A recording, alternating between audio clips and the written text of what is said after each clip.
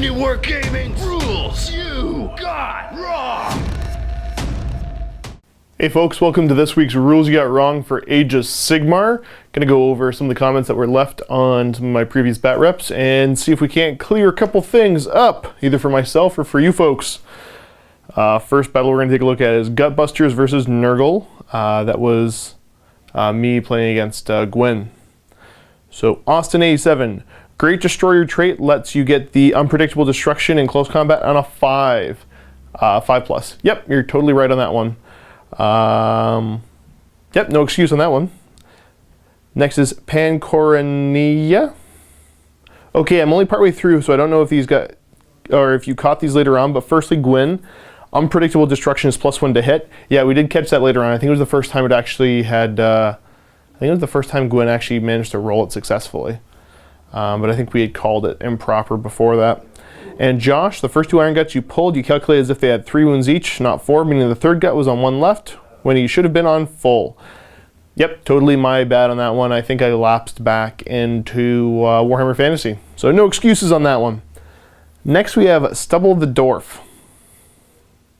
I don't know if you agreed to 1,000-point pitch battle rules before the video, but since you're playing 1,200 according to the General's Handbook, Josh is in a legal list, as 1,001 to 2,000 requires 3+ battle line. Not actually what the General's Handbook says, unless I'm missing a part. Take a look at the General's Handbook, and this is, because it's pretty open to interpretation, it says at 1,000 points you need 2+ battle line, and then at 2,000 points you need 3+. So I guess the 2 ways you can look at that is saying that anything over 1,000 counts as being in the 2,000 category, or you could look at it and say, I guess the way that we did it, and said that anything that's under 2,000 would use the previous sizes rules. So yep, that was 100% intentional. If I'm missing something on that, let me know, but I don't know, my copy of the General's Handbook has just got 1,000, 2,000, and then I think it's 2,500 is the last point value that they give you rules for. It doesn't actually say 1,001 to 2,000.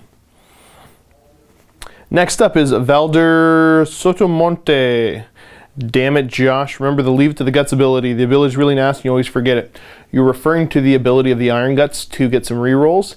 Keep in mind, I tend to use that whenever I can, but I can't use it until somebody actually flees from the battle. So if none of my ogres have fled the battlefield up to that point, I don't actually get to use it. And that's actually like failing battle shock and fleeing, not just, you know, having a unit wiped out or something like that. So I use it when I can.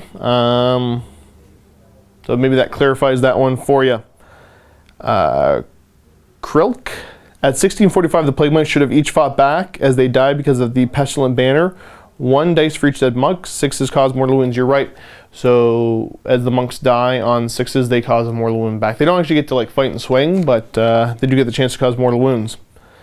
As well as at 2827, the Furnace adds +1 bravery to all Pestilence units nearby. The extra monk would not flee.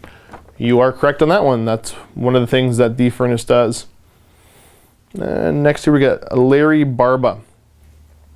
Don't forget, got to roll for every successful cast or unbind on the Butcher. Bad meat could kill him.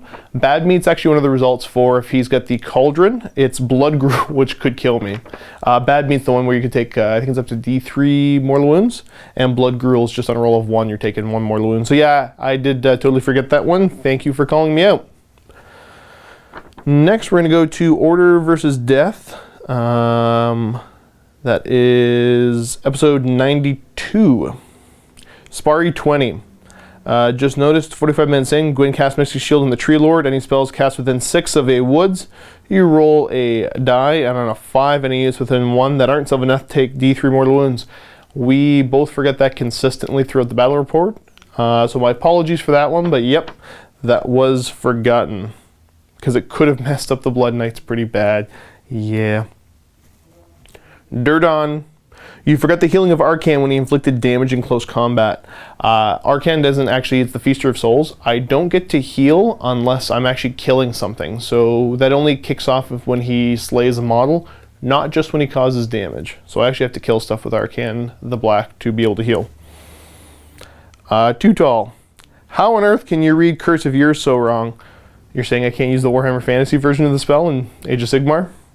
Yeah, I don't know. I completely blanked out on that one. I think I skimmed it real quick and had it stuck in my head as being basically the old fantasy version where you're rolling, because I think this one you roll 10 dice. And the Warhammer Fantasy one is the rolls dependent on how many models are in the unit. Yeah. Techno Magir. Using pitch battle, I guess. Yep. You also seem to use 3 rules of 1. If you do so, then you made a mistake at 2227. One of the 3 rules limits the escalation of dice to 1 and only 1. So you shouldn't try another roll after the 5+ for wounds. You're referring to the incorrectly cast Curse of Years. I don't know on that one. Because they're not just generating the same thing over and over and over again. I don't know. I'm not 100% sure on that one, because if you read the spell, let me know what you guys think on that. If I missed something in an actual FAQ, I'm not confident that I did it either correct or incorrect after reading this. So if I'm missing something, let me know on that. And also using the new Games Workshop datasheet for Wildwoods, because you're limited to 1 base each in pitch battles. At that point when we were filming, then no, that hadn't popped up yet. I think that popped up like the next day or something like that. But yeah, that's all that I have for comments for Age of Sigmar this week. Thanks so much for tuning in. Thanks for leaving comments. I always put it out to folks that instead of discussing things in the comments, you can always shoot me an email to josh@miniwargaming.com, and we get a little bit more in depth. And if there's anything you need to ask me about or correct me on, that's one of the possible ways to do it. Thanks so much for tuning in, and as always, guys, happy wargaming.